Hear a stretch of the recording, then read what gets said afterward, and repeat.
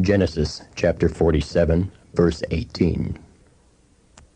When that year was over, they came to him the following year and said, "We cannot hide from our Lord the fact that since our money is gone and our livestock belongs to you, there is nothing left for our Lord except our bodies and our land. Why should we perish before your eyes, we and our land as well? Buy us and our land in exchange for food, and we with our land will be in bondage to Pharaoh. Give us seed so that we may live and not die, and that the land may not become desolate." So Joseph bought all the land in Egypt for Pharaoh. The Egyptians, one and all, sold their fields because the famine was too severe for them.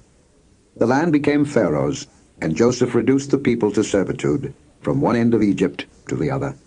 However, he did not buy the land of the priests, because they received a regular allotment from Pharaoh and had food enough from the allotment Pharaoh gave them. That is why they did not sell their land. Joseph said to the people, "Now that I have bought you and your land today for Pharaoh, here is seed for you, so you can plant the ground. But when the crop comes in, give a fifth of it to Pharaoh. The other 4/5 you may keep as seed for the fields, and as food for yourselves and your households and your children." "You have saved our lives," they said. "May we find favor in the eyes of our Lord. We will be in bondage to Pharaoh." So Joseph established it as a law concerning land in Egypt, still in force today, that a fifth of the produce belongs to Pharaoh. It was only the land of the priests that did not become Pharaoh's. Now the Israelites settled in Egypt in the region of Goshen. They acquired property there and were fruitful and increased greatly in number. Jacob lived in Egypt 17 years, and the years of his life were 147. When the time drew near for Israel to die, he called for his son Joseph and said to him, "If I have found favor in your eyes, put your hand under my thigh and promise that you will show me kindness and faithfulness. Do not bury me in Egypt. But when I rest with my fathers, carry me out of Egypt and bury me where they are buried." "I will do as you say," he said. "Swear to me," he said. Then Joseph swore to him, and Israel worshipped as he leaned on the top of his staff. Chapter 48. Sometime later Joseph was told, "Your father is ill." So he took his 2 sons, Manasseh and Ephraim, along with him. When Jacob was told, "Your son Joseph has come to you," Israel rallied his strength and sat up on the bed. Jacob said to Joseph, "God Almighty appeared to me at Luz in the land of Canaan, and there he blessed me and said to me, 'I am going to make you fruitful and will increase your numbers. I will make you a community of peoples, and I will give this land as an everlasting possession to your descendants after you.' Now then, your 2 sons born to you in Egypt before I came to you here will be reckoned as mine. Ephraim and Manasseh will be mine, just as Reuben and Simeon are mine. Any children born to you after them will be yours. In the territory they inherit, they will be reckoned under the names of their brothers. As I was returning from Paddan, to my sorrow Rachel died in the land of Canaan, while we were still on the way, a little distance from Ephrath. So I buried her there beside the road to Ephrath, that is Bethlehem." When Israel saw the sons of Joseph, he asked, "Who are these?" "They are the sons God has given me here," Joseph said to his father. Then Israel said, "Bring them to me so I may bless them." Now Israel's eyes were failing because of old age, and he could hardly see. So Joseph brought his sons close to him, and his father kissed them and embraced them. Israel said to Joseph, "I never expected to see your face again, and now God has allowed me to see your children too." Then Joseph removed them from Israel's knees and bowed down with his face to the ground. And Joseph took both of them, Ephraim on his right toward Israel's left hand, and Manasseh on his left towards Israel's right hand, and brought them close to him. But Israel reached out his right hand and put it on Ephraim's head, though he was the younger. And crossing his arms, he put his left hand on Manasseh's head, even though Manasseh was the firstborn. Then he blessed Joseph and said, "May the God before whom my fathers Abraham and Isaac walked, the God who has been my shepherd all my life to this day, the angel who has delivered me from all harm, may he bless these boys. May they be called by my name and the names of my fathers Abraham and Isaac, and may they increase greatly upon the earth." When Joseph saw his father placing his right hand on Ephraim's head, he was displeased. So he took hold of his father's hand to move it from Ephraim's head to Manasseh's head. Joseph said to him, "No, my father, this one is the firstborn. Put your right hand on his head." But his father refused and said, I know, my son, I know. He too will become a people, and he too will become great. Nevertheless, his younger brother will be greater than he, and his descendants will become a group of nations. He blessed them that day and said, In your name will Israel pronounce this blessing. May God make you like Ephraim and Manasseh. So he put Ephraim ahead of Manasseh. Then Israel said to Joseph, I am about to die, but God will be with you and take you back to the land of your fathers. And to you, as one who is over your brothers, I give the ridge of land I took from the Amorites with my sword and my bow. Chapter 49. Then Jacob called for his sons and said, Gather around so I can tell you what will happen to you in days to come. Assemble and listen, sons of Jacob. Listen to your father Israel. Reuben, you are my firstborn, my might, the first sign of my strength, excelling in honor, excelling in power. Turbulent as the waters, you will no longer excel, for you went up onto your father's bed, onto my couch, and defiled it. Simeon and Levi are brothers. Their swords are weapons of violence. Let me not enter their council, let me not join their assembly. For they have killed men in their anger, and hamstrung oxen as they pleased. Cursed be their anger so fierce, and their fury so cruel. I will scatter them in Jacob and disperse them in Israel. Judah, your brothers will praise you. Your hand will be on the neck of your enemies. Your father's sons will bow down to you. You are a lion's cub, O Judah. You return from the prey, my son. Like a lion he crouches and lies down, like a lioness who dares to rouse him. The scepter will not depart from Judah, nor the ruler's staff from between his feet, until he comes to whom it belongs, and the obedience of the nations is his. He will tether his donkey to a vine, his coat to the choicest branch. He will wash his garments in wine, his robes in the blood of grapes. His eyes will be darker than wine, his teeth whiter than milk. Zebulun will live by the seashore and become a haven for ships. His border will extend towards Zidon. Issachar is a raw-boned donkey lying down between two saddlebags. When he sees how good is his resting place and how pleasant is his land, he will bend his shoulder to the burden and submit to forced labor. Dan will provide justice for his people as one of the tribes of Israel. Dan will be a serpent by the roadside, a viper along the path that bites the horse's heels so that its rider tumbles backward. I look for your deliverance, O Lord. Gad will be attacked by a band of raiders, but he will attack them at their heels. Asher's food will be rich. He will provide delicacies fit for a king. Naphtali is a doe set free that bears beautiful fawns. Joseph is a fruitful vine near a spring, whose branches climb over a wall. With bitterness archers attacked him. They shot at him with hostility. But his bow remained steady. His strong arm stayed limber, because of the hand of the mighty one of Jacob, because of the shepherd, the rock of Israel, because of your father's God, who helps you, because of the Almighty who blesses you with blessings of the heavens above, blessings of the deep that lies below, blessings of the breast and womb. Your father's blessings are greater than the blessings of the ancient mountains, than the bounty of the age-old hills. Let all these rest on the head of Joseph, on the brow of the prince among his brothers. Benjamin is a ravenous wolf. In the morning he devours the prey, in the evening he divides the plunder. All these are the 12 tribes of Israel, and this is what their father said to them when he blessed them, giving each the blessing appropriate to him. Then he gave them these instructions. I am about to be gathered to my people. Bury me with my fathers in the cave in the field of Ephraim the Hittite, the cave in the field of Machpelah, near Mamre in Canaan, which Abraham bought as a burial place from Ephraim the Hittite, along with the field. There Abraham and his wife Sarah were buried. There Isaac and his wife Rebekah were buried, and there I buried Leah. The field and the cave in it were bought from the Hittites. When Jacob had finished giving instructions to his sons, he drew his feet up into the bed, breathed his last, and was gathered to his people. Chapter 50.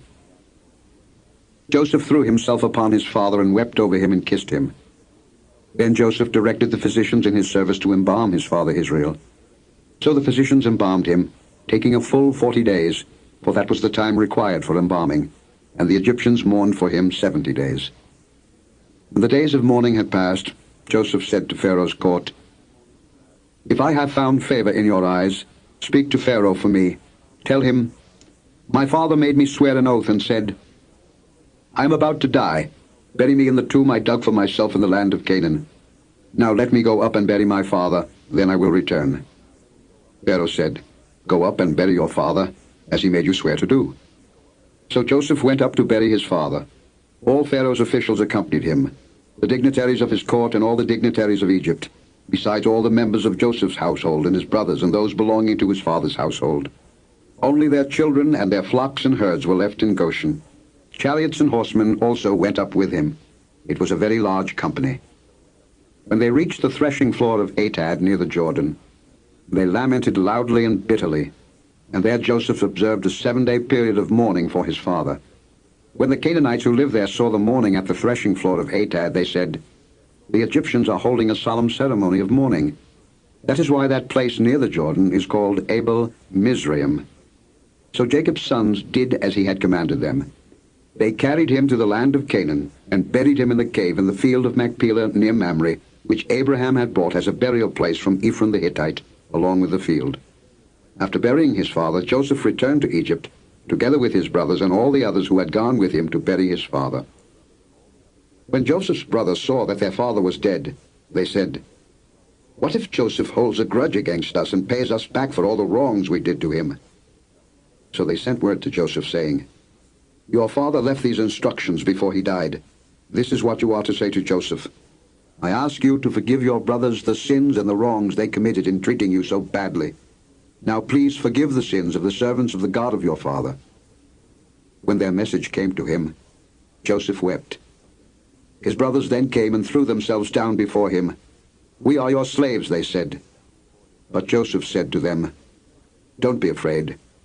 Am I in the place of God? You intended to harm me, but God intended it for good to accomplish what is now being done, the saving of many lives. So then, don't be afraid. I will provide for you and your children. And he reassured them and spoke kindly to them. Joseph stayed in Egypt, along with all his father's family. He lived 110 years, and saw the 3rd generation of Ephraim's children. Also the children of Machir, son of Manasseh, were placed at birth on Joseph's knees. Then Joseph said to his brothers, I am about to die, but God will surely come to your aid and take you up out of this land to the land he promised on oath to Abraham, Isaac, and Jacob. And Joseph made the sons of Israel swear an oath and said, God will surely come to your aid, and then you must carry my bones up from this place. So Joseph died at the age of 110, and after they embalmed him, he was placed in a coffin in Egypt. This book is concluded.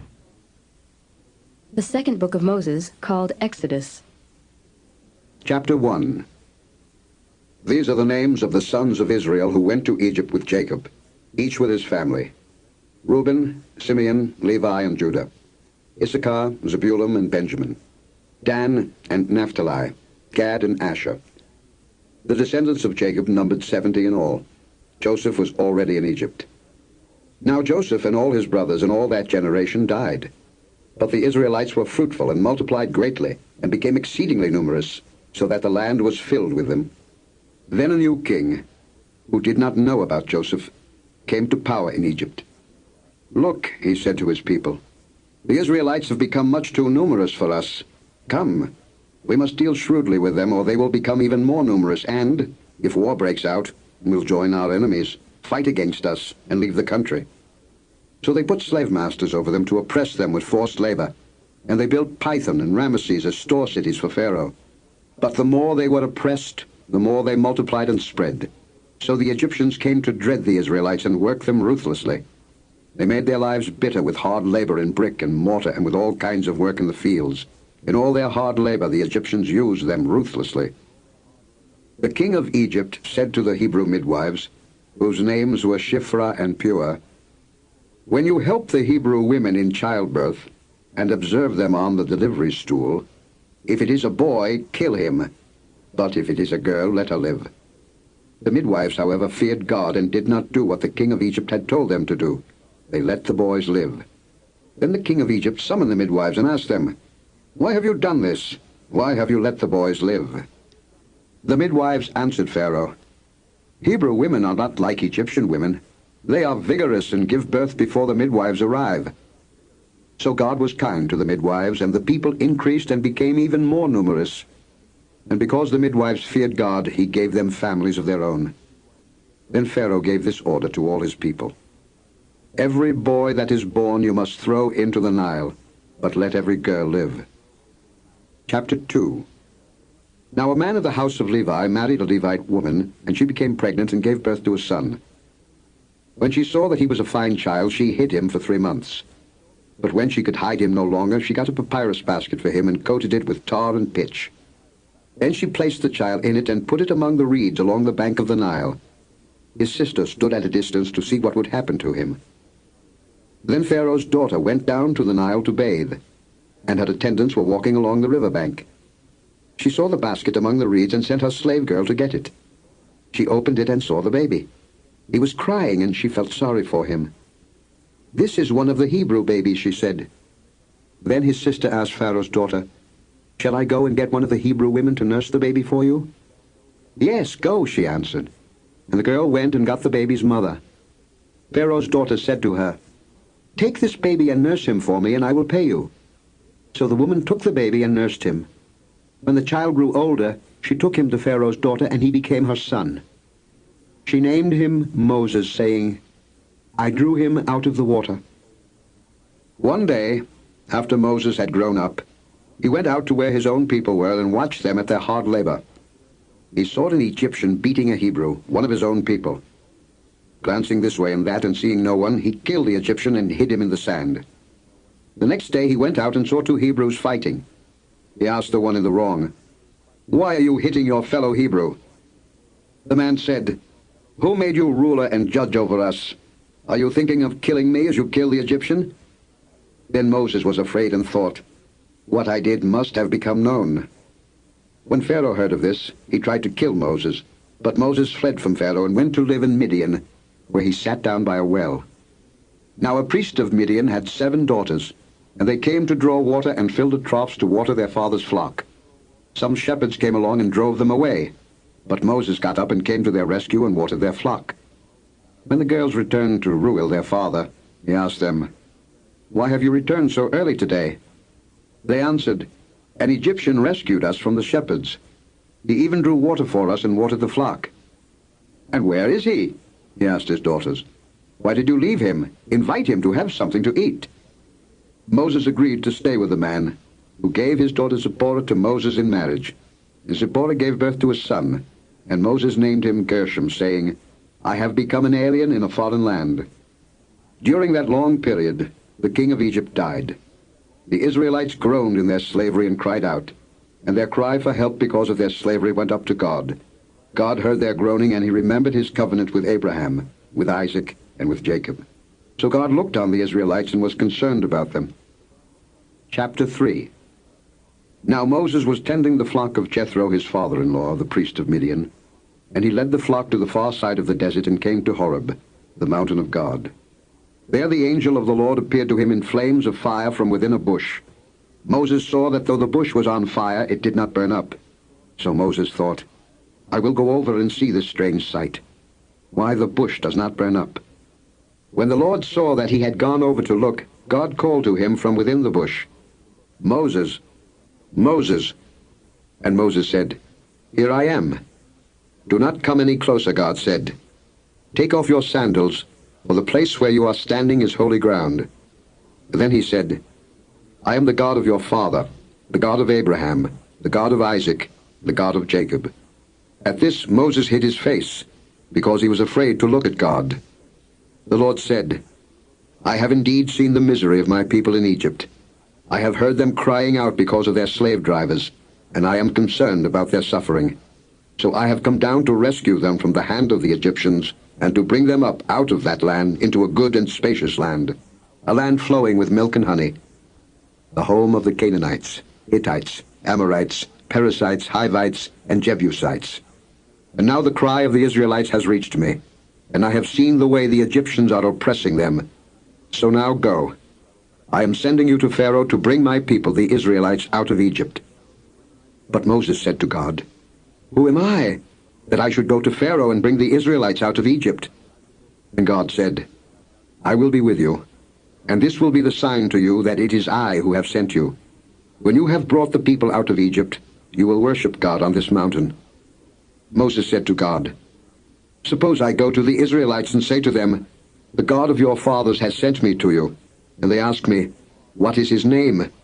Then what shall I tell them? God said to Moses, I am who I am. This is what you are to say to the Israelites. I am has sent me to you. God also said to Moses, Say to the Israelites, The Lord, the God of your fathers, the God of Abraham, the God of Isaac, and the God of Jacob, has sent me to you. This is my name forever, the name by which I am to be remembered from generation to generation. Go, assemble the elders of Israel and say to them, The Lord, the God of your fathers, the God of Abraham, Isaac, and Jacob, appeared to me and said, I have watched over you and have seen what has been done to you in Egypt. And I have promised to bring you up out of your misery in Egypt into the land of the Canaanites, Hittites, Amorites, Perizzites, Hivites, and Jebusites, a land flowing with milk and honey. The elders of Israel will listen to you. Then you and the elders are to go to the king of Egypt and say to him, The Lord, the God of the Hebrews, has met with us. Let us take a 3-day journey into the desert to offer sacrifices to the Lord our God. But I know that the king of Egypt will not let you go unless a mighty hand compels him. So I will stretch out my hand and strike the Egyptians with all the wonders that I will perform among them. After that, he will let you go. And I will make the Egyptians favorably disposed toward this people, so that when you leave you will not go empty-handed. Every woman is to ask her neighbor and any woman living in her house for articles of silver and gold and for clothing, which you will put on your sons and daughters. And so you will plunder the Egyptians. Chapter 4. Moses answered, What if they do not believe me or listen to me and say, The Lord did not appear to you? Then the Lord said to him, What is that in your hand? A staff, he replied. The Lord said, Throw it on the ground. Moses threw it on the ground, and it became a snake, and he ran from it. Then the Lord said to him, Reach out your hand and take it by the tail. So Moses reached out and took hold of the snake, and it turned back into a staff in his hand.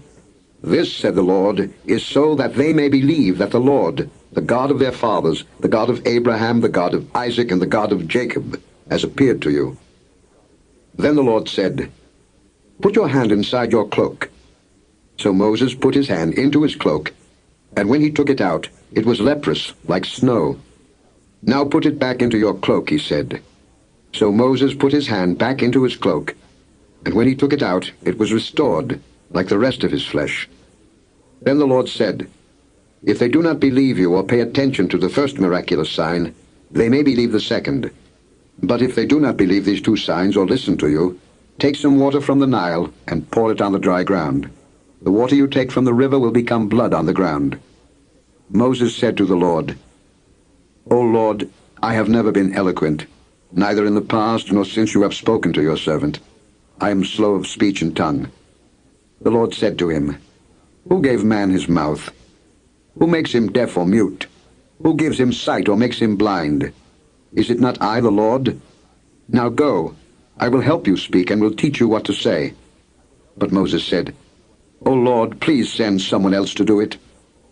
Then the Lord's anger burned against Moses, and he said, What about your brother, Aaron the Levite? I know he can speak well. He is already on his way to meet you, and his heart will be glad when he sees you. You shall speak to him and put words in his mouth. I will help both of you speak and will teach you what to do. He will speak to the people for you, and it will be as if he were your mouth and as if you were God to him. But take this staff in your hand so you can perform miraculous signs with it.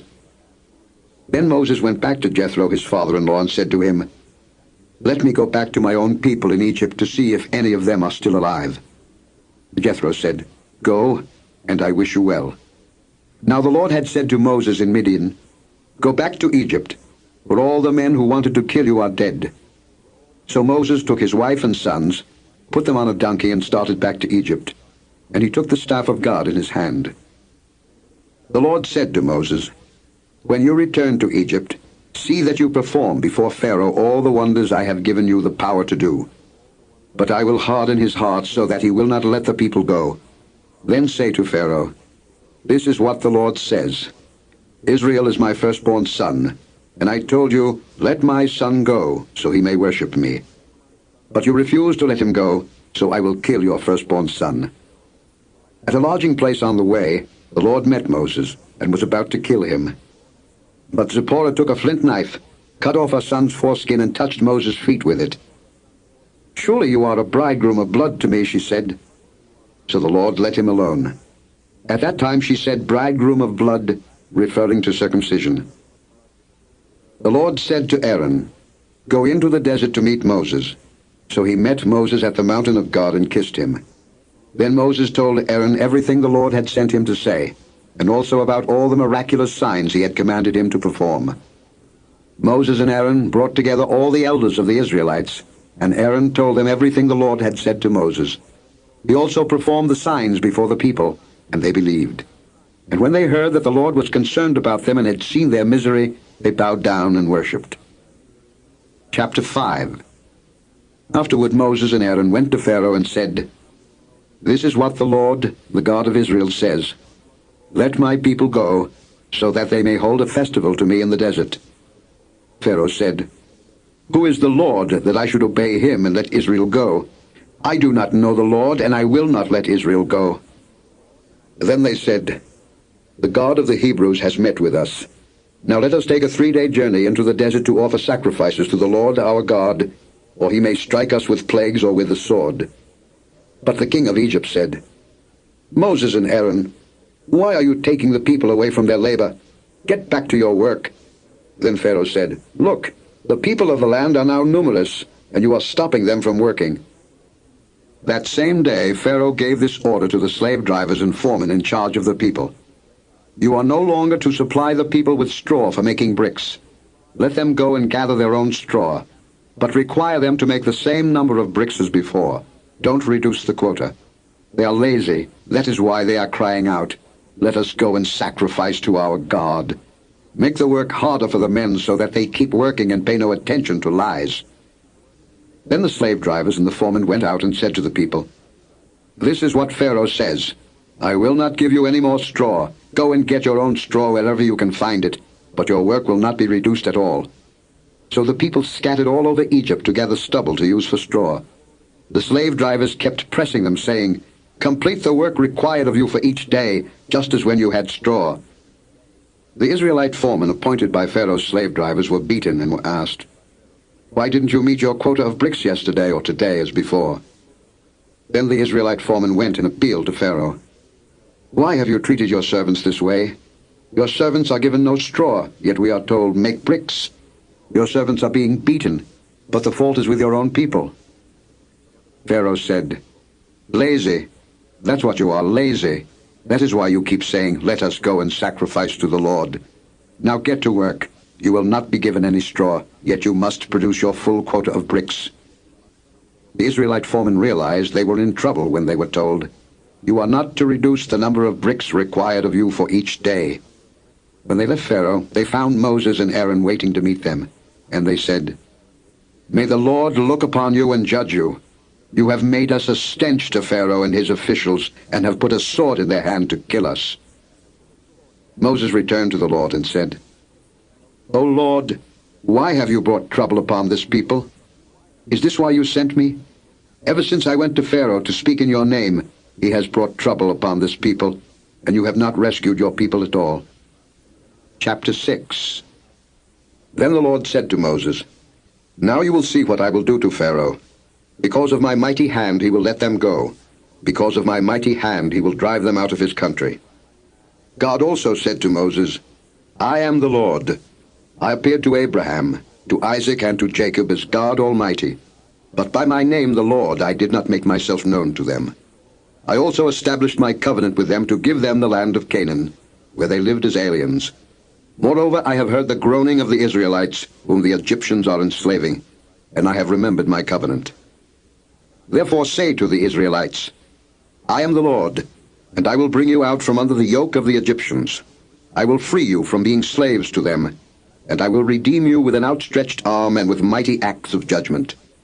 I will take you as my own people, and I will be your God. Then you will know that I am the Lord your God, who brought you out from under the yoke of the Egyptians. And I will bring you to the land I swore with uplifted hand to give to Abraham, to Isaac, and to Jacob. I will give it to you as a possession. I am the Lord." Moses reported this to the Israelites, but they did not listen to him because of their discouragement and cruel bondage. Then the Lord said to Moses, "Go, tell Pharaoh, king of Egypt, to let the Israelites go out of his country." But Moses said to the Lord, "If the Israelites will not listen to me, why would Pharaoh listen to me, since I speak with faltering lips?" Now the Lord spoke to Moses and Aaron about the Israelites and Pharaoh, king of Egypt, and he commanded them to bring the Israelites out of Egypt. These were the heads of their families. The sons of Reuben, the firstborn son of Israel, were Hanok and Palu, Hezron and Carmi. These were the clans of Reuben. The sons of Simeon were Jemuel, Jamin, Ohad, Jachin, Zohar, and Shael, the son of a Canaanite woman. These were the clans of Simeon. These were the names of the sons of Levi according to their records: Gershon, Kohath, and Merari. Levi lived 137 years. The sons of Gershon, by clans, were Libni and Shimei. The sons of Kohath were Amram, Izhar, Hebron, and Uzziel. Kohath lived 133 years. The sons of Merari were Malai and Mushai. These were the clans of Levi according to their records. Amram married his father's sister Jochebed, who bore him Aaron and Moses. Amram lived 137 years. The sons of Ishar were Korah, Nepheg, and Zikri. The sons of Uzziel were Mishael, Elzaphan, and Zithri. Aaron married Elisheba, daughter of Aminadab and sister of Nahshon, and she bore him Nadab and Abihu, Eleazar, and Ithamar. The sons of Korah were Asir, Elkanah, and Abiasaph. These were the Korahite clans. Eleazar, son of Aaron, married one of the daughters of Putiel, and she bore him Phinehas. These were the heads of the Levite families, clan by clan. It was this same Aaron and Moses to whom the Lord said, "Bring the Israelites out of Egypt by their divisions." They were the ones who spoke to Pharaoh, king of Egypt, about bringing the Israelites out of Egypt. It was the same Moses and Aaron. Now when the Lord spoke to Moses in Egypt, he said to him, "I am the Lord. Tell Pharaoh, king of Egypt, everything I tell you." But Moses said to the Lord, "Since I speak with faltering lips, why would Pharaoh listen to me?" Chapter 7. Then the Lord said to Moses, "See, I have made you like God to Pharaoh, and your brother Aaron will be your prophet. You are to say everything I command you, and your brother Aaron is to tell Pharaoh to let the Israelites go out of his country. But I will harden Pharaoh's heart, and though I multiply my miraculous signs and wonders in Egypt, he will not listen to you. Then I will lay my hand on Egypt, and with mighty acts of judgment I will bring out my divisions, my people the Israelites. And the Egyptians will know that I am the Lord when I stretch out my hand against Egypt and bring the Israelites out of it." Moses and Aaron did just as the Lord commanded them. Moses was 80 years old, and Aaron 83 when they spoke to Pharaoh. The Lord said to Moses and Aaron, "When Pharaoh says to you, 'Perform a miracle,' then say to Aaron, 'Take your staff and throw it down before Pharaoh, and it will become a snake.'" So Moses and Aaron went to Pharaoh and did just as the Lord commanded. Aaron threw his staff down in front of Pharaoh and his officials, and it became a snake.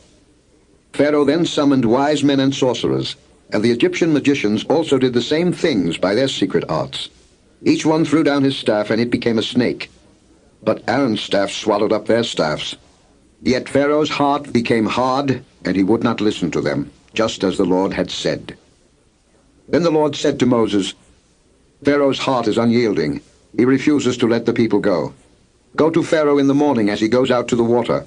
Wait on the bank of the Nile to meet him, and take in your hand the staff that was changed into a snake.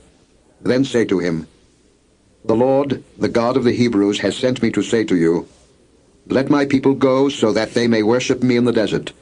But until now you have not listened. This is what the Lord says. By this you will know that I am the Lord. With the staff that is in my hand I will strike the water of the Nile, and it will be changed into blood. The fish in the Nile will die, and the river will stink. The Egyptians will not be able to drink its water." The Lord said to Moses, "Tell Aaron, take your staff and stretch out your hand over the waters of Egypt, over the streams and canals, over the ponds and all the reservoirs, and they will turn to blood. Blood will be everywhere in Egypt, even in the wooden buckets and stone jars." Moses and Aaron did just as the Lord had commanded. He raised his staff in the presence of Pharaoh and his officials and struck the water of the Nile, and all the water was changed into blood. The fish in the Nile died, and the river smelled so bad that the Egyptians could not drink its water. Blood was everywhere in Egypt. But the Egyptian magicians did the same things by their secret arts, and Pharaoh's heart became hard. He would not listen to Moses and Aaron, just as the Lord had said. Instead he turned and went into his palace, and did not take even this to heart. And all the Egyptians dug along the Nile to get drinking water, because they could not drink the water of the river. Chapter 8. 7 days passed after the Lord struck the Nile. Then the Lord said to Moses, "Go to Pharaoh and say to him, 'This is what the Lord says. Let my people go so that they may worship me. If you refuse to let them go, I will plague your whole country with frogs. The Nile will teem with frogs. They will come up into your palace and your bedroom and onto your bed, into the houses of your officials and on your people, and into your ovens and kneading troughs. The frogs will go up on you and your people and all your officials.'" Then the Lord said to Moses, "Tell Aaron, stretch out your hand with your staff over the streams and canals and ponds, and make frogs come up on the land of Egypt." So Aaron stretched out his hand over the waters of Egypt, and the frogs came up and covered the land. But the magicians did the same things by their secret arts. They also made frogs come up on the land of Egypt. Pharaoh summoned Moses and Aaron and said, "Pray to the Lord to take the frogs away from me and my people, and I will let your people go to offer sacrifices to the Lord." Moses said to Pharaoh, "I leave to you the honor of setting the time for me to pray for you and your officials and your people, that you and your houses may be rid of the frogs, except for those that remain in the Nile." "Tomorrow," Pharaoh said. Moses replied, "It will be as you say, so that you may know there is no one like the Lord our God. The frogs will leave you and your houses, your officials and your people. They will remain only in the Nile." After Moses and Aaron left Pharaoh, Moses cried out to the Lord about the frogs he had brought on Pharaoh. And the Lord did what Moses asked. The frogs died in the houses, in the courtyards, and in the fields. They were piled into heaps, and the land reeked of them. But when Pharaoh saw that there was relief, he hardened his heart, and would not listen to Moses and Aaron, just as the Lord had said. Then the Lord said to Moses, "Tell Aaron, stretch out your staff and strike the dust of the ground. And throughout the land of Egypt the dust will become gnats." They did this, and when Aaron stretched out his hand with the staff and struck the dust of the ground, gnats came upon men and animals. All the dust throughout the land of Egypt became gnats. But when the magicians tried to produce gnats by their secret arts, they could not, and the gnats were on men and animals. The magicians said to Pharaoh, "This is the finger of God." But Pharaoh's heart was hard, and he would not listen, just as the Lord had said. Then the Lord said to Moses, "Get up early in the morning and confront Pharaoh as he goes to the water and say to him, 'This is what the Lord says. Let my people go, so that they may worship me. If you do not let my people go, I will send swarms of flies on you and your officials, on your people and into your houses. The houses of the Egyptians will be full of flies, and even the ground where they are. But on that day I will deal differently with the land of Goshen, where my people live. No swarms of flies will be there, so that you will know that I, the Lord, am in this land. I will make a distinction between my people and your people. This miraculous sign will occur tomorrow." And the Lord did this. Dense swarms of flies poured into Pharaoh's palace and into the houses of his officials, and throughout Egypt the land was ruined by the flies. Then Pharaoh summoned Moses and Aaron and said, "Go, sacrifice to your God here in the land." But Moses said, "That would not be right. The sacrifices we offer the Lord our God would be detestable to the Egyptians. And if we offer sacrifices that are detestable in their eyes, will they not stone us? We must take a 3-day journey into the desert to offer sacrifices to the Lord our God, as he commands us." Pharaoh said, "I will let you go to offer sacrifices to the Lord your God in the desert, but you must not go very far. Now pray for me." Moses answered, "As soon as I leave you, I will pray to the Lord, and tomorrow the flies will leave Pharaoh and his officials and his people. Only be sure that Pharaoh does not act deceitfully again, by not letting the people go to offer sacrifices to the Lord. Then Moses left Pharaoh and prayed to the Lord, and the Lord did what Moses asked. The flies left Pharaoh and his officials and his people. Not a fly remained. But this time also Pharaoh hardened his heart and would not let the people go. Chapter 9. Then the Lord said to Moses, "Go to Pharaoh and say to him, 'This is what the Lord, the God of the Hebrews, says. Let my people go so that they may worship me. If you refuse to let them go and continue to hold them back, the hand of the Lord will bring a terrible plague on your livestock in the field, on your horses and donkeys and camels, and on your cattle and sheep and goats. But the Lord will make a distinction between the livestock of Israel and that of Egypt, so that no animal belonging to the Israelites will die.' The Lord set a time and said, 'Tomorrow the Lord will do this in the land.' And the next day the Lord did it. All the livestock of the Egyptians died, but not one animal belonging to the Israelites died. Pharaoh sent men to investigate and found that not even one of the animals of the Israelites had died. Yet his heart was unyielding, and he would not let the people go. Then the Lord said to Moses and Aaron, "Take handfuls of soot from a furnace and have Moses toss it into the air in the presence of Pharaoh. It will become fine dust over the whole land of Egypt, and festering boils will break out on men and animals throughout the land." So they took soot from a furnace and stood before Pharaoh. Moses tossed it into the air, and festering boils broke out on men and animals. The magicians could not stand before Moses because of the boils that were on them and on all the Egyptians. But the Lord hardened Pharaoh's heart, and he would not listen to Moses and Aaron, just as the Lord had said to Moses. Then the Lord said to Moses, "Get up early in the morning, confront Pharaoh and say to him, 'This is what the Lord, the God of the Hebrews, says. Let my people go, so that they may worship me. Or this time I will send the full force of my plagues against you and against your officials and your people, so you may know that there is no one like me in all the earth.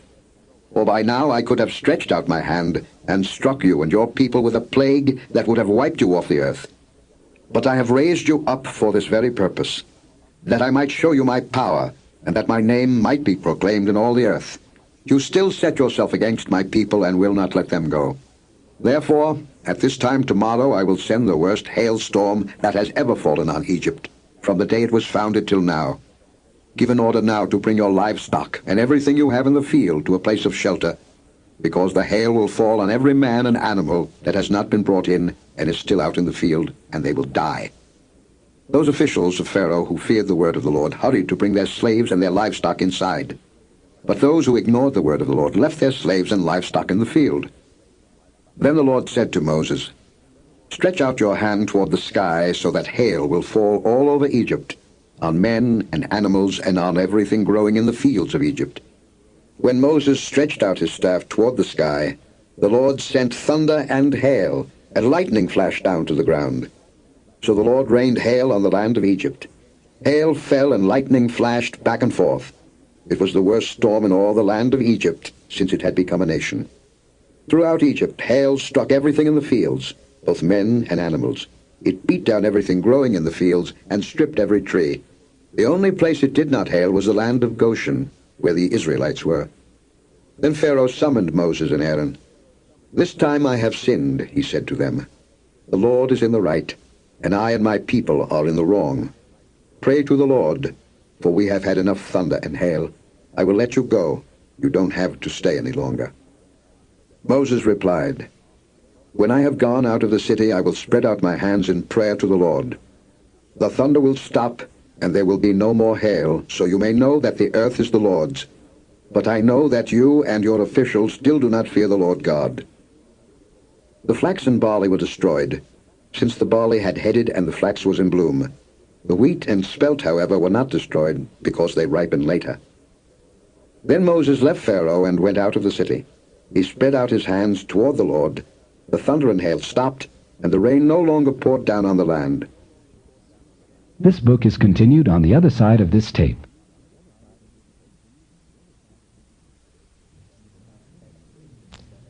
Exodus chapter 9, verse 34. When Pharaoh saw that the rain and hail and thunder had stopped, he sinned again.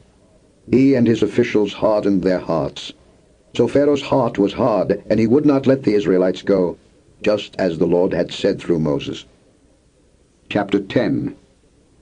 Then the Lord said to Moses, "Go to Pharaoh, for I have hardened his heart and the hearts of his officials, so that I may perform these miraculous signs of mine among them, that you may tell your children and grandchildren how I dealt harshly with the Egyptians, and how I performed my signs among them, and that you may know that I am the Lord."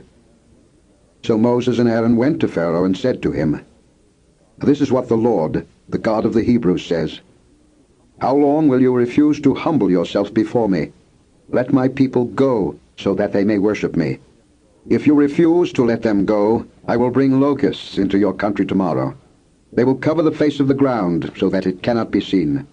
They will devour what little you have left after the hail, including every tree that is growing in your fields.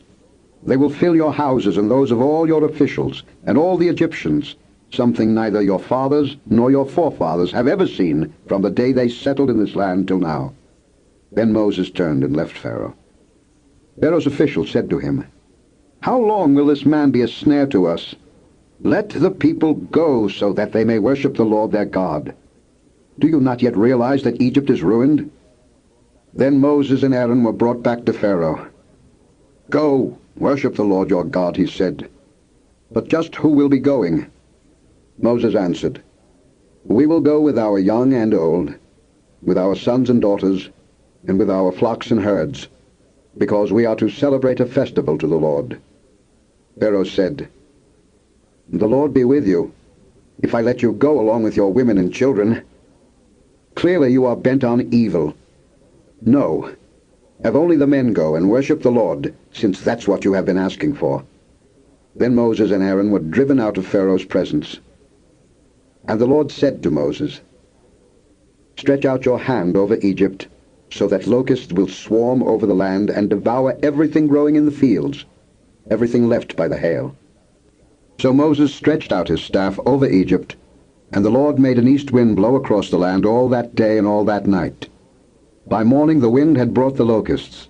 They invaded all Egypt and settled down in every area of the country in great numbers.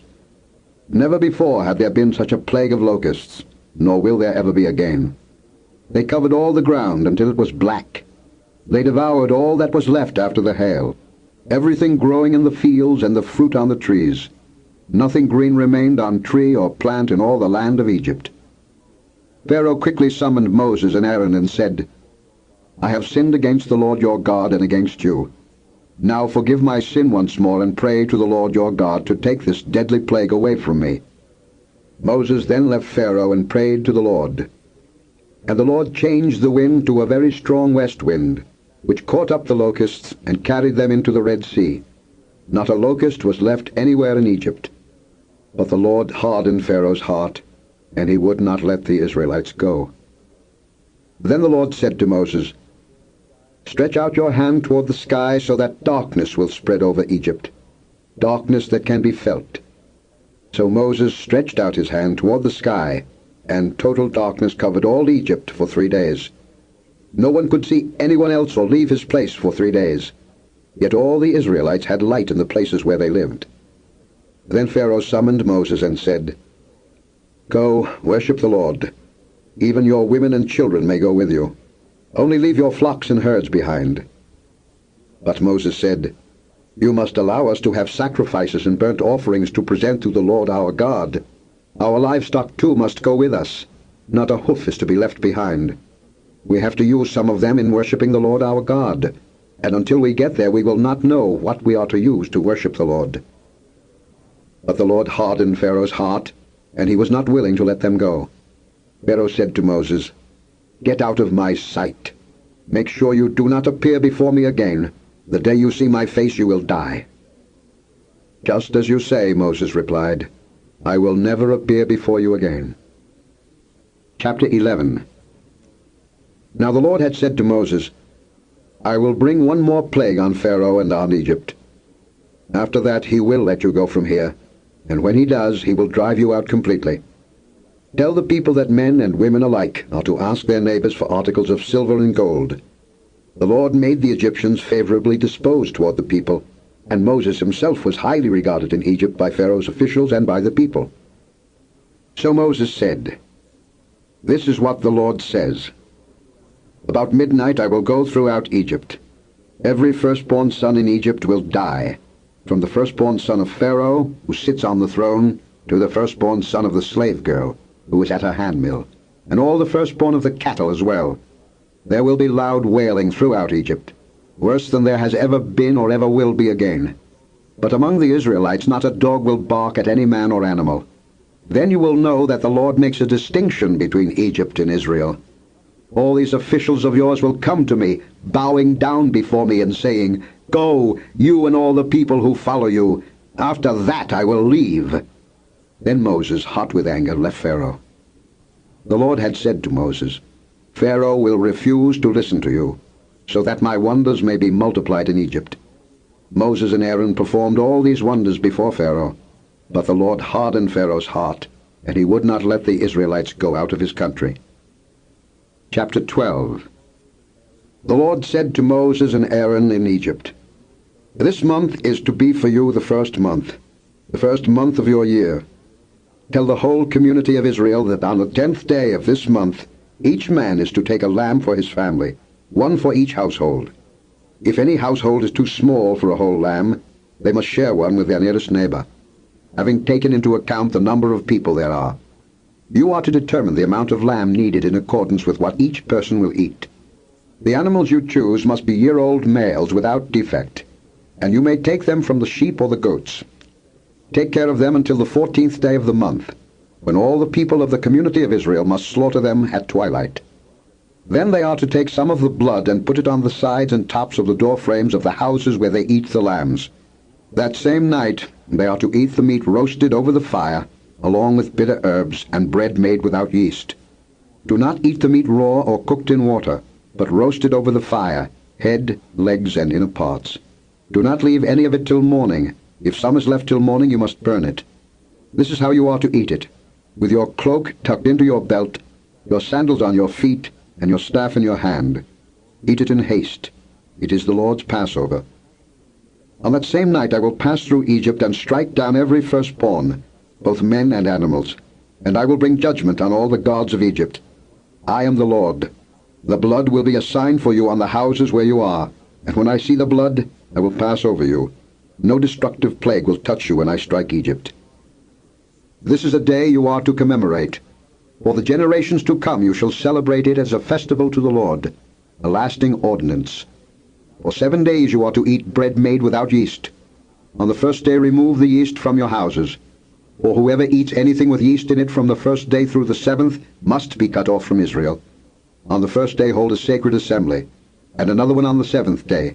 Do no work at all on these days, except to prepare food for everyone to eat. That is all you may do. Celebrate the feast of unleavened bread, because it was on this very day that I brought your divisions out of Egypt. Celebrate this day as a lasting ordinance for the generations to come. In the first month you are to eat bread made without yeast, from the evening of the 14th day until the evening of the 21st day. For 7 days no yeast is to be found in your houses, and whoever eats anything with yeast in it must be cut off from the community of Israel, whether he is an alien or native born. Eat nothing made with yeast. Wherever you live, you must eat unleavened bread. Then Moses summoned all the elders of Israel and said to them, "Go at once and select the animals for your family and slaughter the Passover lamb. Take a bunch of hyssop, dip it into the blood in the basin, and put some of the blood on the top and on both sides of the doorframe. Not one of you shall go out the door of his house until morning. When the Lord goes through the land to strike down the Egyptians, he will see the blood on the top and sides of the doorframe, and will pass over that doorway, and he will not permit the destroyer to enter your houses and strike you down. Obey these instructions as a lasting ordinance for you and your descendants. When you enter the land that the Lord will give you as he promised, observe this ceremony. And when your children ask you, 'What does this ceremony mean to you?' then tell them, 'It is the Passover sacrifice to the Lord, who passed over the houses of the Israelites in Egypt and spared our homes when he struck down the Egyptians.'" Then the people bowed down and worshipped. The Israelites did just what the Lord commanded Moses and Aaron. At midnight the Lord struck down all the firstborn in Egypt, from the firstborn of Pharaoh, who sat on the throne, to the firstborn of the prisoner who was in the dungeon, and the firstborn of all the livestock as well. Pharaoh and all his officials and all the Egyptians got up during the night, and there was loud wailing in Egypt, for there was not a house without someone dead. During the night, Pharaoh summoned Moses and Aaron and said, "Up, leave my people, you and the Israelites. Go, worship the Lord as you have requested. Take your flocks and herds as you have said and go, and also bless me." The Egyptians urged the people to hurry and leave the country, for otherwise, they said, we will all die. So the people took their dough before the yeast was added and carried it on their shoulders in kneading troughs, wrapped in clothing. The Israelites did as Moses instructed, and asked the Egyptians for articles of silver and gold, and for clothing. The Lord had made the Egyptians favorably disposed toward the people, and they gave them what they asked for, so they plundered the Egyptians. The Israelites journeyed from Ramesses to Succoth. There were about 600,000 men on foot, besides women and children. Many other people went up with them, as well as large droves of livestock, both flocks and herds. With the dough they had brought from Egypt, they baked cakes of unleavened bread. The dough was without yeast, because they had been driven out of Egypt and did not have time to prepare food for themselves. Now the length of time the Israelite people lived in Egypt was 430 years. At the end of the 430 years, to the very day, all the Lord's divisions left Egypt. Because the Lord kept vigil that night to bring them out of Egypt, on this night all the Israelites are to keep vigil to honor the Lord for the generations to come. The Lord said to Moses and Aaron, "These are the regulations for the Passover. No foreigner is to eat of it. Any slave you have brought may eat of it after you have circumcised him, but a temporary resident and a hired worker may not eat of it. It must be eaten inside one house. Take none of the meat outside the house. Do not break any of the bones. The whole community of Israel must celebrate it. An alien living among you who wants to celebrate the Lord's Passover must have all the males in his household circumcised. Then he may take part like one born in the land. No uncircumcised male may eat of it. The same law applies to the native born and to the alien living among you." All the Israelites did just what the Lord had commanded Moses and Aaron. And on that very day the Lord brought the Israelites out of Egypt by their divisions. Chapter 13. The Lord said to Moses, "Consecrate to me every firstborn male. First offspring of every womb among the Israelites belongs to me, whether man or animal." Then Moses said to the people, "Commemorate this day, the day you came out of Egypt, out of the land of slavery, because the Lord brought you out of it with a mighty hand. Eat nothing containing yeast. Today in the month of Abib you are leaving. When the Lord brings you into the land of the Canaanites, Hittites, Amorites, Hivites, and Jebusites, the land he swore to your forefathers to give you, a land flowing with milk and honey, you are to observe this ceremony in this month. For 7 days eat bread made without yeast, and on the 7th day hold a festival to the Lord. Eat unleavened bread during those 7 days. Nothing with yeast in it is to be seen among you, nor shall any yeast be seen anywhere within your borders. On that day tell your son, I do this because of what the Lord did for me when I came out of Egypt. This observance will be for you like a sign on your hand and a reminder on your forehead that the law of the Lord is to be on your lips. For the Lord brought you out of Egypt with his mighty hand. You must keep this ordinance at the appointed time year after year. After the Lord brings you into the land of the Canaanites and gives it to you, as he promised on oath to you and your forefathers, you are to give over to the Lord the first offspring of every womb. All the firstborn males of your livestock belong to the Lord. Redeem with a lamb every firstborn donkey, but if you do not redeem it, break its neck. Redeem every firstborn among your sons. In days to come, when your son asks you, What does this mean? Say to him, With a mighty hand the Lord brought us out of Egypt, out of the land of slavery. When Pharaoh stubbornly refused to let us go, the Lord killed every firstborn in Egypt, both man and animal. This is why I sacrifice to the Lord the first male offspring of every womb, and redeem each of my firstborn sons. And it will be like a sign on your hand, and a symbol on your forehead, that the Lord brought us out of Egypt with his mighty hand." When Pharaoh let the people go, God did not lead them on the road through the Philistine country, though that was shorter. For God said, "If they face war, they might change their minds and return to Egypt." So God led the people around by the desert road toward the Red Sea. The Israelites went up out of Egypt armed for battle. Moses took the bones of Joseph with him, because Joseph had made the sons of Israel swear an oath. He had said, "God will surely come to your aid, and then you must carry my bones up with you from this place." After leaving Succoth, they camped at Etham on the edge of the desert. By day the Lord went ahead of them in a pillar of cloud to guide them on their way, and by night in a pillar of fire to give them light, so that they could travel by day or night. Neither the pillar of cloud by day, nor the pillar of fire by night left its place in front of the people. Chapter 14. Then the Lord said to Moses, "Tell the Israelites to turn back and encamp near Pi-hahiroth, between Migdol and the sea. They are to encamp by the sea directly opposite Baal-zephon. Pharaoh will think, 'The Israelites are wandering around the land in confusion, hemmed in by the desert.' And I will harden Pharaoh's heart, and he will pursue them. But I will gain glory for myself through Pharaoh and all his army, and the Egyptians will know that I am the Lord." So the Israelites did this. When the king of Egypt was told that the people had fled, Pharaoh and his officials changed their minds about them and said, "What have we done? We have let the Israelites go and have lost their services." So he had his chariot made ready and took his army with him.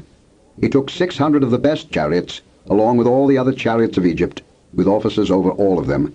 The Lord hardened the heart of Pharaoh, king of Egypt, so that he pursued the Israelites who were marching out boldly. The Egyptians, all Pharaoh's horses and chariots, horsemen and troops, pursued the Israelites and overtook them as they camped by the sea near Pi-hahiroth, opposite Baal-zephon. As Pharaoh approached, the Israelites looked up, and there were the Egyptians marching after them. They were terrified and cried out to the Lord.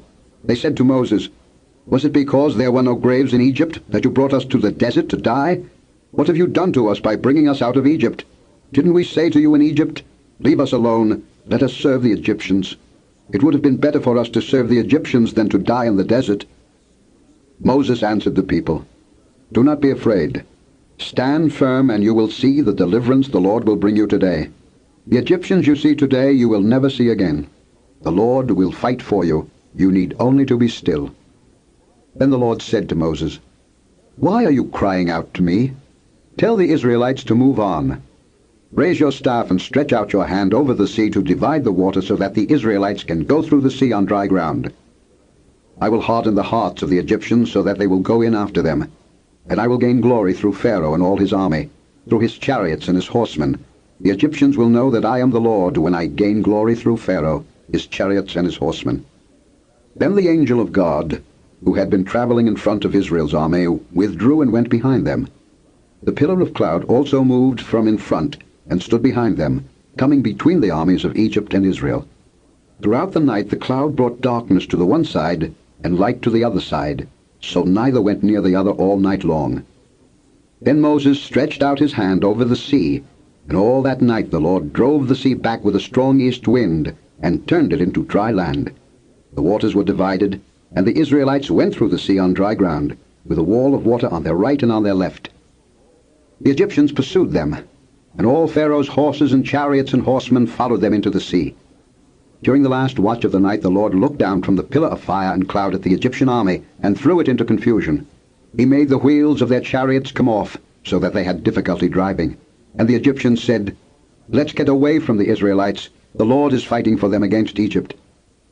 Then the Lord said to Moses, "Stretch out your hand over the sea, so that the waters may flow back over the Egyptians and their chariots and horsemen."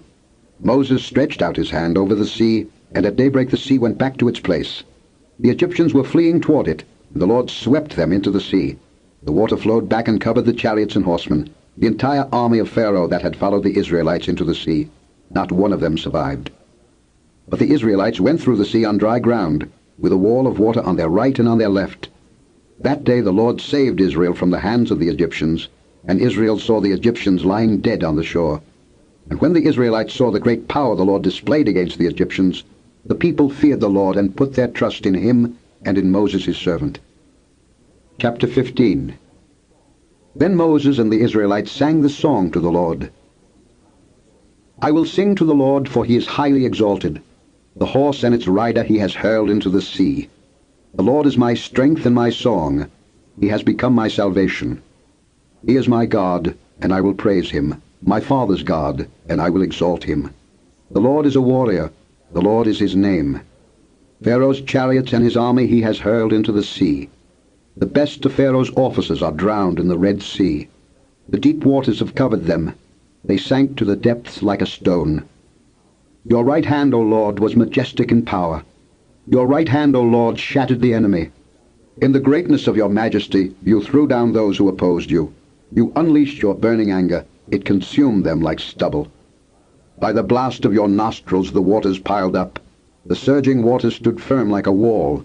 The deep waters congealed in the heart of the sea. The enemy boasted, I will pursue. I will overtake them. I will divide the spoils. I will gorge myself on them. I will draw my sword, and my hand will destroy them. But you blew with your breath, and the sea covered them. They sank like lead in the mighty waters.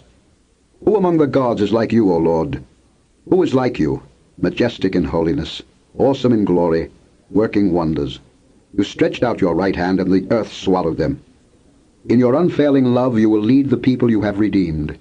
In your strength you will guide them to your holy dwelling. The nations will hear and tremble. Anguish will grip the people of Philistia. The chiefs of Edom will be terrified. The leaders of Moab will be seized with trembling. The people of Canaan will melt away. Terror and dread will fall upon them. By the power of your arm they will be as still as a stone, until your people pass by, O Lord, until the people you bought pass by. You will bring them in and plant them on the mountain of your inheritance, the place, O Lord, you made for your dwelling, the sanctuary, O Lord, your hands established. The Lord will reign for ever and ever. When Pharaoh's horses, chariots, and horsemen went into the sea, the Lord brought the waters of the sea back over them, but the Israelites walked through the sea on dry ground. Then Miriam the prophetess, Aaron's sister, took a tambourine in her hand, and all the women followed her with tambourines and dancing. Miriam sang to them, Sing to the Lord, for he is highly exalted. The horse and its rider he has hurled into the sea. Then Moses led Israel from the Red Sea, and they went into the desert of Shur. For 3 days they traveled in the desert without finding water. When they came to Marah, they could not drink its water because it was bitter. That is why the place is called Marah. So the people grumbled against Moses, saying, What are we to drink? Then Moses cried out to the Lord, and the Lord showed him a piece of wood. He threw it into the water, and the water became sweet. There the Lord made a decree and a law for them, and there he tested them. He said, If you listen carefully to the voice of the Lord your God, and do what is right in his eyes, if you pay attention to his commands, and keep all his decrees, I will not bring on you any of the diseases I brought on the Egyptians, for I am the Lord who heals you. Then they came to Elim, where there were 12 springs and 70 palm trees, and they camped there near the water. Chapter 16. The whole Israelite community set out from Elim and came to the desert of Sin, which is between Elim and Sinai, on the 15th day of the 2nd month after they had come out of Egypt. In the desert the whole community grumbled against Moses and Aaron. The Israelites said to them, If only we had died by the Lord's hand in Egypt. There we sat around pots of meat and ate all the food we wanted. But you have brought us out into this desert to starve this entire assembly to death. Then the Lord said to Moses, I will rain down bread from heaven for you. The people are to go out each day and gather enough for that day. In this way I will test them and see whether they will follow my instructions. On the 6th day they are to prepare what they bring in, and that is to be twice as much as they gather on the other days. So Moses and Aaron said to all the Israelites, In the evening you will know that it was the Lord who brought you out of Egypt, and in the morning you will see the glory of the Lord, because he has heard your grumbling against him. Who are we that you should grumble against us? Moses also said, You will know that it was the Lord when he gives you meat to eat in the evening and all the bread you want in the morning, because he has heard your grumbling against him. Who are we? You are not grumbling against us, but against the Lord. Then Moses told Aaron, Say to the entire Israelite community, Come before the Lord, for he has heard your grumbling. While Aaron was speaking to the whole Israelite community, they looked toward the desert, and there was the glory of the Lord appearing in the cloud. The Lord said to Moses, I have heard the grumbling of the Israelites. Tell them, At twilight you will eat meat, and in the morning you will be filled with bread. Then you will know that I am the Lord your God. That evening quail came and covered the camp, and in the morning there was a layer of dew around the camp. When the dew was gone, thin flakes like frost on the ground appeared on the desert floor. When the Israelites saw it, they said to each other, "What is it?" For they did not know what it was. Moses said to them, "It is the bread the Lord has given you to eat. This is what the Lord has commanded. Each one is to gather as much as he needs. Take an omer for each person you have in your tent." The Israelites did as they were told. Some gathered much, some little. And when they measured it by the omer, he who gathered much did not have too much, and he who gathered little did not have too little. Each one gathered as much as he needed. Then Moses said to them, "No one is to keep any of it until morning."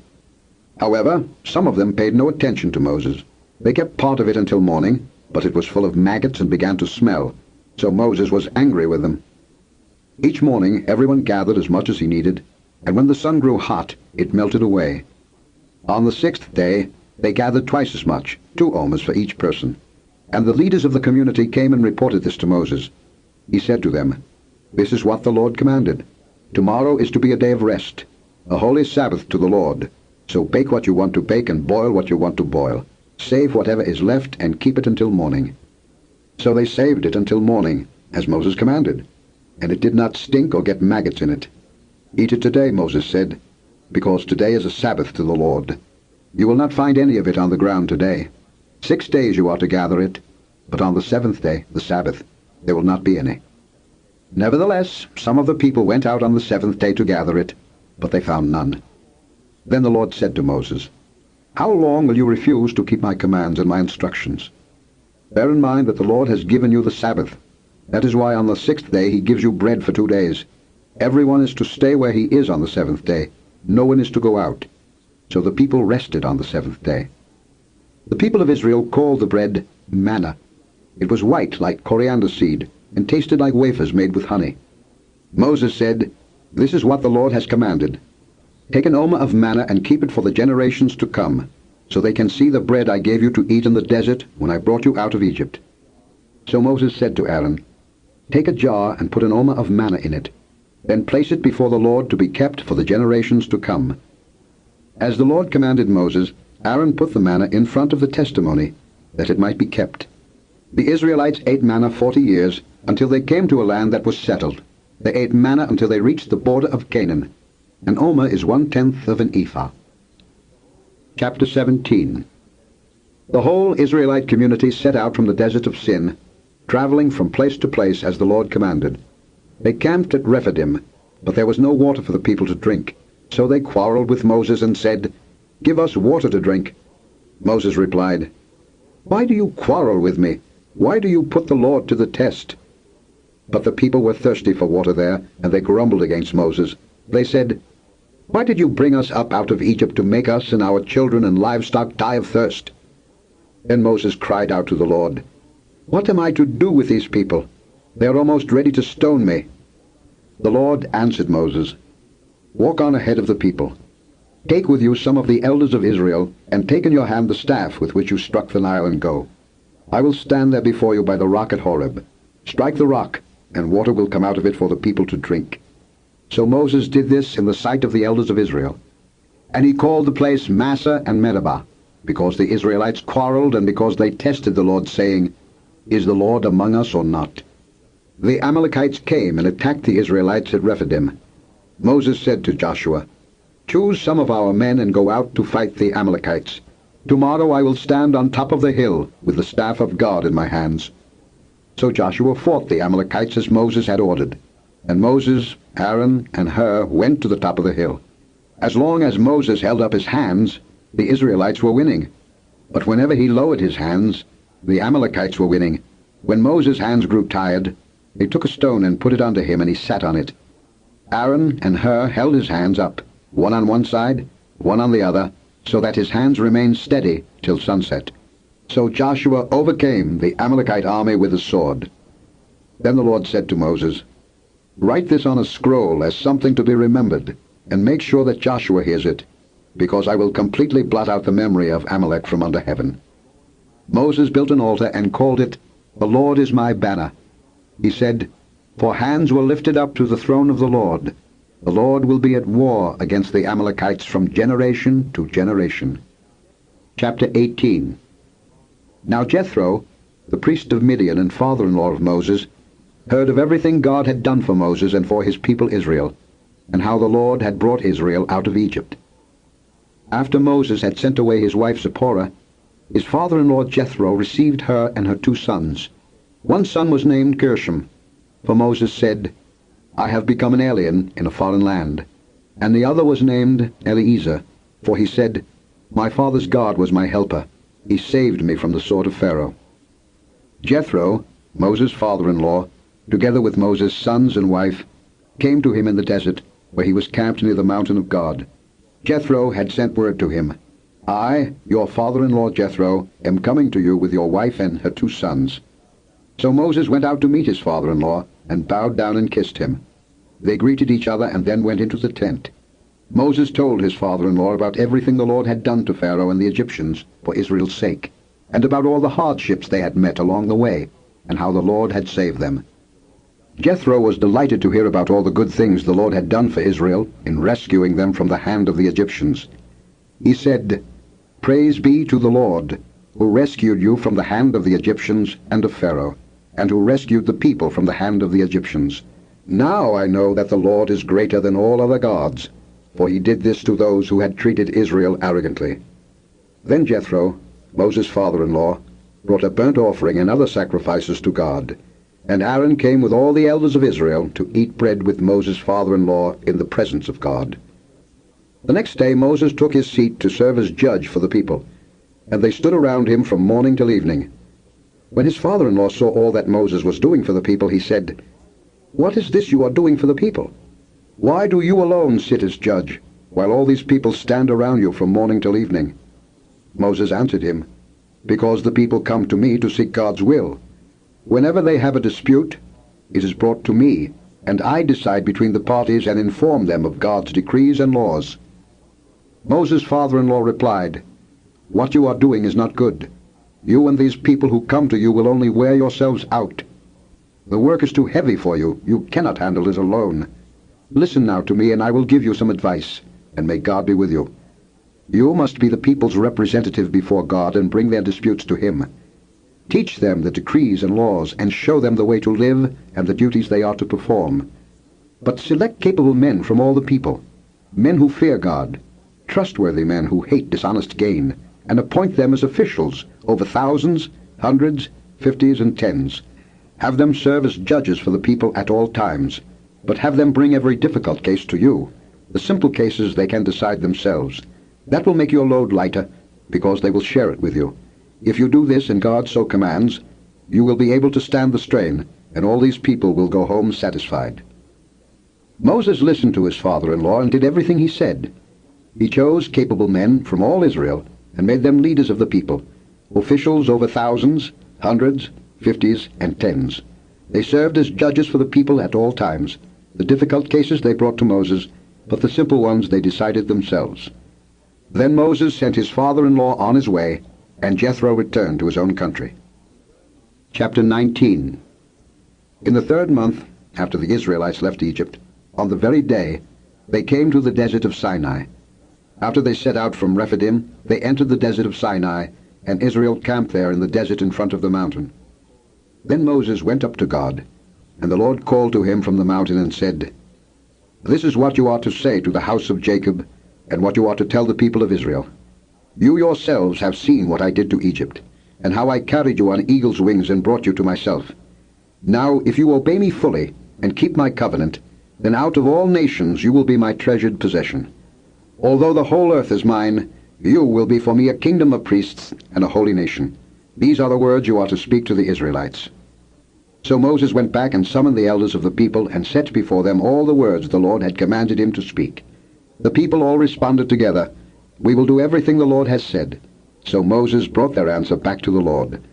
The Lord said to Moses, I am going to come to you in a dense cloud, so that the people will hear me speaking with you and will always put their trust in you. Then Moses told the Lord what the people had said. And the Lord said to Moses, Go to the people and consecrate them today and tomorrow. Have them wash their clothes and be ready by the 3rd day, because on that day the Lord will come down on Mount Sinai in the sight of all the people. Put limits for the people around the mountain and tell them, be careful that you do not go up the mountain or touch the foot of it. Whoever touches the mountain shall surely be put to death. He shall surely be stoned or shot with arrows. Not a hand is to be laid on him.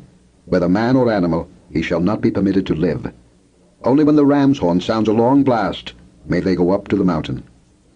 After Moses had gone down the mountain to the people, he consecrated them, and they washed their clothes. Then he said to the people, prepare yourselves for the third day. Abstain from sexual relations. On the morning of the third day there was thunder and lightning, with a thick cloud over the mountain, and a very loud trumpet blast. Everyone in the camp trembled.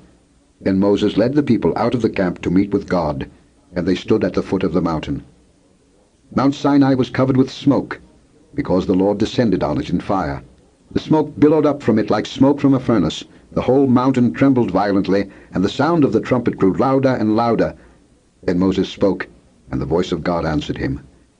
The Lord descended to the top of Mount Sinai, and called Moses to the top of the mountain. So Moses went up, and the Lord said to him, go down and warn the people, so they do not force their way through to see the Lord, and many of them perish. Even the priests who approach the Lord must consecrate themselves, or the Lord will break out against them. Moses said to the Lord, the people cannot come up Mount Sinai, because you yourself warned us. Put limits around the mountain, and set it apart as holy. The Lord replied, go down and bring Aaron up with you, but the priests and the people must not force their way through to come up to the Lord, or he will break out against them. So Moses went down to the people and told them. Chapter 20. And God spoke all these words. I am the Lord your God, who brought you out of Egypt, out of the land of slavery. You shall have no other gods before me. You shall not make for yourself an idol in the form of anything in heaven above, or on the earth beneath, or in the waters below. You shall not bow down to them, or worship them. For I, the Lord your God, am a jealous God, punishing the children for the sin of the fathers to the third and fourth generation of those who hate me, but showing love to 1,000 generations of those who love me and keep my commandments. You shall not misuse the name of the Lord your God, for the Lord will not hold anyone guiltless who misuses his name. Remember the Sabbath day by keeping it holy. 6 days you shall labor and do all your work, but the 7th day is a Sabbath to the Lord your God. On it you shall not do any work, neither you, nor your son or daughter, nor your manservant or maidservant, nor your animals, nor the alien within your gates. For in 6 days the Lord made the heavens and the earth, the sea and all that is in them, but he rested on the 7th day. Therefore the Lord blessed the Sabbath day and made it holy. Honor your father and your mother, so that you may live long in the land the Lord your God is giving you. You shall not murder. You shall not commit adultery. You shall not steal. You shall not give false testimony against your neighbor. You shall not covet your neighbor's house. You shall not covet your neighbor's wife, or his manservant, or maidservant, his ox or donkey, or anything that belongs to your neighbor. When the people saw the thunder and lightning, and heard the trumpet, and saw the mountain in smoke, they trembled with fear. They stayed at a distance and said to Moses, speak to us yourself, and we will listen, but do not have God speak to us, or we will die. Moses said to the people, do not be afraid. God has come to test you, so that the fear of God will be with you to keep you from sinning. The people remained at a distance, while Moses approached the thick darkness where God was. Then the Lord said to Moses, tell the Israelites this, you have seen for yourselves that I have spoken to you from heaven. Do not make any gods to be alongside me. Do not make for yourselves gods of silver or gods of gold. Make an altar of earth for me, and sacrifice on it your burnt offerings and fellowship offerings, your sheep and goats, and your cattle. Wherever I cause my name to be honored, I will come to you and bless you. If you make an altar of stones for me, do not build it with dressed stones, for you will defile it if you use a tool on it. And do not go up to my altar on steps, lest your nakedness be exposed on it. Chapter 21. These are the laws you are to set before them. If you buy a Hebrew servant, he is to serve you for 6 years, but in the 7th year he shall go free without paying anything. If he comes alone, he is to go free alone, but if he has a wife when he comes, she is to go with him. If his master gives him a wife, and she bears him sons or daughters, the woman and her children shall belong to her master, and only the man shall go free. But if the servant declares, I love my master and my wife and children, and do not want to go free, then his master must take him before the judges. He shall take him to the door or the doorpost, and pierce his ear with an awl. Then he will be his servant for life. If a man sells his daughter as a servant, she is not to go free as men servants do. If she does not please the master who has selected her for himself, he must let her be redeemed. He has no right to sell her to foreigners, because he has broken faith with her. If he selects her for his son, he must grant her the rights of a daughter. If he marries another woman, he must not deprive the first one of her food, clothing, and marital rights. If he does not provide her with these three things, she is to go free, without any payment of money. Anyone who strikes a man and kills him shall surely be put to death. However, if he does not do it intentionally, but God lets it happen, he is to flee to a place I will designate. But if a man schemes and kills another man deliberately, take him away from my altar and put him to death. Anyone who attacks his father or his mother must be put to death. Anyone who kidnaps another and either sells him or still has him when he is caught must be put to death. Anyone who curses his father or mother must be put to death. If men quarrel and one hits the other with a stone or with his fist, and he does not die but is confined to bed, the one who struck the blow will not be held responsible if the other gets up and walks around outside with his staff. However, he must pay the injured man for the loss of his time and see that he is completely healed. If a man beats his male or female slave with a rod, and the slave dies as a direct result, he must be punished. But he is not to be punished if the slave gets up after a day or two, since the slave is his property. If men who are fighting hit a pregnant woman and she gives birth prematurely, but there is no serious injury, the offender must be fined whatever the woman's husband demands and the court allows. But if there is serious injury, you are to take life for life, eye for eye, tooth for tooth, hand for hand, foot for foot, burn for burn, wound for wound, bruise for bruise. If a man hits a manservant or maidservant in the eye and destroys it, he must let the servant go free to compensate for the eye. And if he knocks out the tooth of a manservant or maidservant, he must let the servant go free to compensate for the tooth. If a bull gores a man or a woman to death, the bull must be stoned to death, and its meat must not be eaten. But the owner of the bull will not be held responsible. If, however, the bull has had the habit of goring and the owner has been warned, but has not kept it penned up, and it kills a man or woman, the bull must be stoned, and the owner also must be put to death. However, if payment is demanded of him, he may redeem his life by paying whatever is demanded. This law also applies if the bull gores a son or daughter. If the bull gores a male or female slave, the owner must pay 30 shekels of silver to the master of the slave, and the bull must be stoned. If a man uncovers a pit, or digs one and fails to cover it, and an ox or a donkey falls into it, the owner of the pit must pay for the loss. He must pay its owner, and the dead animal will be his. If a man's bull injures the bull of another and it dies, they are to sell the live one and divide both the money and the dead animal equally. However, if it was known that the bull had the habit of goring, yet the owner did not keep it penned up, the owner must pay animal for animal, and the dead animal will be his. Chapter 22. If a man steals an ox or a sheep and slaughters it or sells it, he must pay back 5 head of cattle for the ox and 4 sheep for the sheep. If a thief is caught breaking in and is struck so that he dies, the defender is not guilty of bloodshed. But if it happens after sunrise, he is guilty of bloodshed. A thief must certainly make restitution, but if he has nothing, he must be sold to pay for his theft. If the stolen animal is found alive in his possession, whether ox or donkey or sheep, he must pay back double. If a man grazes his livestock in a field or vineyard and lets them stray, and they graze in another man's field, he must make restitution from the best of his own field or vineyard. If a fire breaks out and spreads into thorn bushes so that it burns shocks of grain or standing grain or the whole field, the one who started the fire must make restitution.